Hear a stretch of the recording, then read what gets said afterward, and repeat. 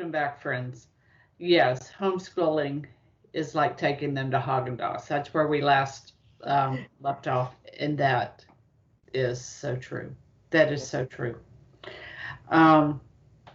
So a liberal education, I see I have to, you know me, we define terms, and we haven't actually, I said I have a Catholic classical liberal education. I didn't define any of my terms. I don't know if it actually matters because you might have a different thought, but for Catholic, for me, is to be fully in accord with the magisterium of the church. I can't tell you how freeing it is to not worry about what was being taught or not. Yes. I can't tell you how many times my kids would be going to a Catholic school, and I had to tell them, no heresy today. I know, and I prayed for that, Sarah. We paid handsomely for that. Yeah. A liberal education, that's a fundamental approach to learning that takes into account natural law, which informs us about the human person, and Latin and Greek have a pride of place. Right. That's a liberal education. And fundamental, the concepts and tasks that are essential to learning. So I used the Baltimore Catechism.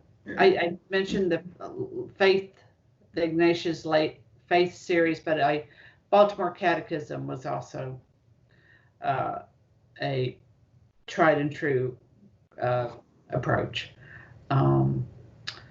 Well, it's a very systematic approach. I mean, I think that that's another part that you would like to talk about in regards to, you didn't talk about classical, but classical really is fundamentally a systematic approach to learning, you know, starting with the fundamentals, building on the fundamentals, and then being able to articulate the fundamentals, right? I mean, so you're moving through this progression in a very systematic and concrete way, so that you're making sure that you're building the foundation. Then you put up your first floor, and only after that is done, do you build the roof. I find that, unfortunately, in the modern educational structure, there's no real system,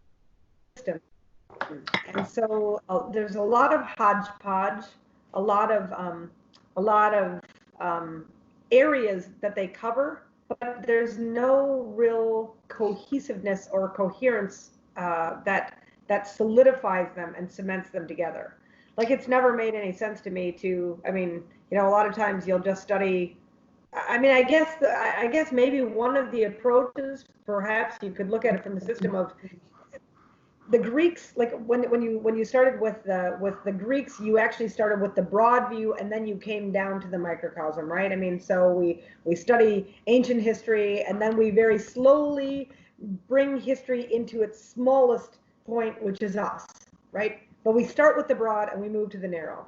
I think actually what we've done is we've started at the navel gazing level in the modern system, right? We look at us first, and then we see where we fit, and then we study a little bit of our history, and then we try and expand that into the modern world, and it's backwards, and it makes the person who is the student a little bit narcissistic, because he looks to himself first before he looks to the wisdom of the other.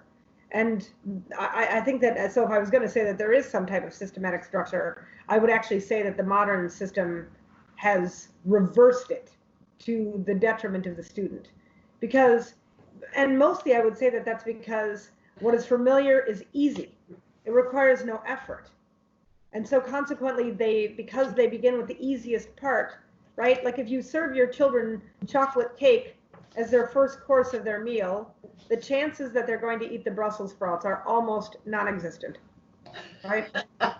Almost non-existent, right? I mean, for the rare child, you're going to find somebody who's like, well, that actually does taste kind of good. I kind of like that salty, bitter flavor, right? But and I think that that's our problem, is that we've never presented to the child the whole before we broke it down into its pieces. And that is, I think that that's, to me, in terms of the classical aspect of the instruction, is why it's one of the reasons why I preferred homeschooling, because I was able to put things in the right order. That's right. And then that rests on a natural law, that rests on what is man, the anthropological view of man.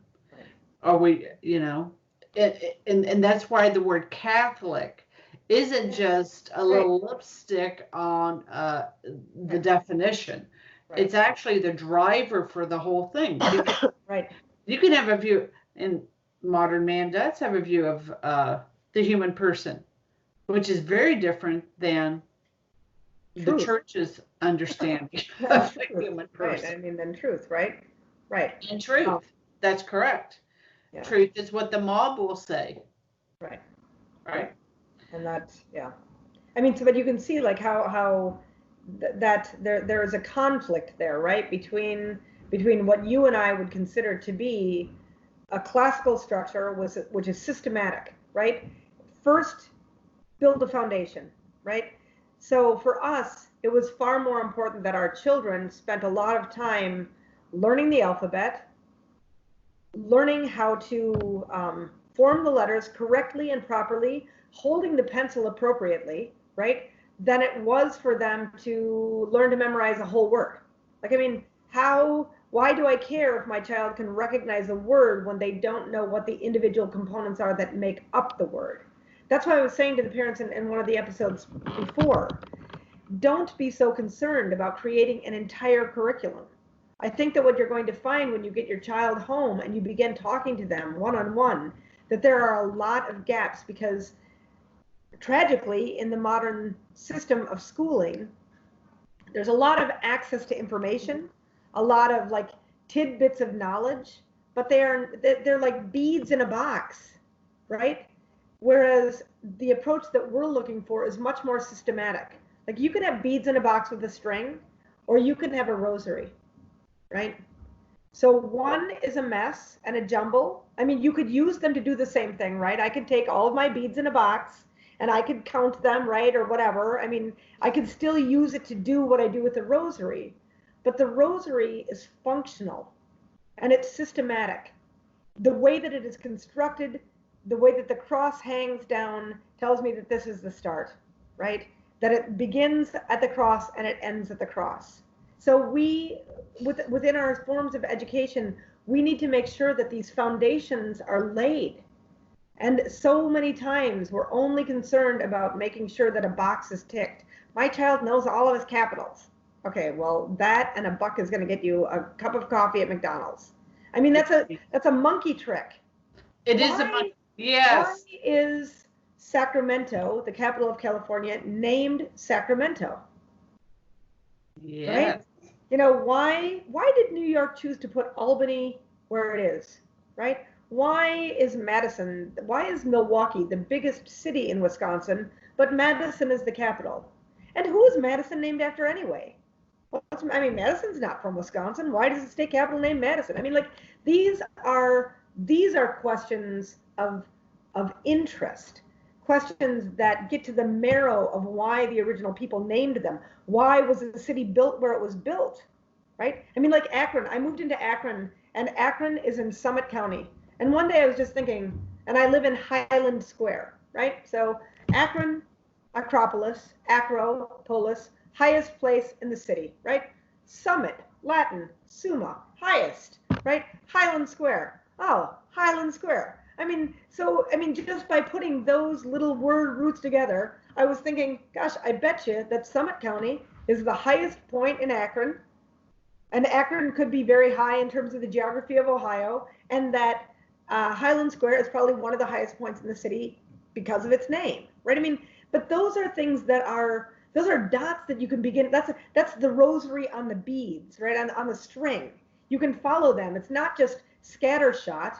It's because I know that acro means what it means. I know that summit means what it means. And I know that I'm in Highland Square. So that's the kind of education that we're looking to inspire in the children, right? It's something that it's got good connective tissue. Can you imagine how useless your muscle is once it's detached from the bone?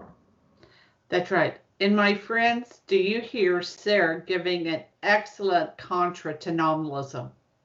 She was taking words that meant that their names meant what they indicated. And that goes back to a Catholic philosophy, a Catholic worldview. Holistic, it's true to the human person. That, and you said we have a lot of knowledge. I just did a show with Father Kloster, and those episodes are rolling out. We took up the word safety. And you are quoted, of course, the appeal to authority with Father Kloster was, and Sarah always says, it's like Aquinas, and the philosopher always says, and you know what I'm saying? Yes, that's right, yeah. Is that we do not have a lack of information, we have a lack of discernment and wisdom. Absolutely. That is right. All right. I think it's really the lack of connective tissues, right? And I want to get to, I interviewed Debbie Yonan, and she is going to, you will think that her and Sarah, I wish we could say we were that organized, or we aren't, but she is going to say exactly what Sarah just said about that fundamental. So let's stop it here and let's pick it up. To the next time, my friends, Fides Ratio.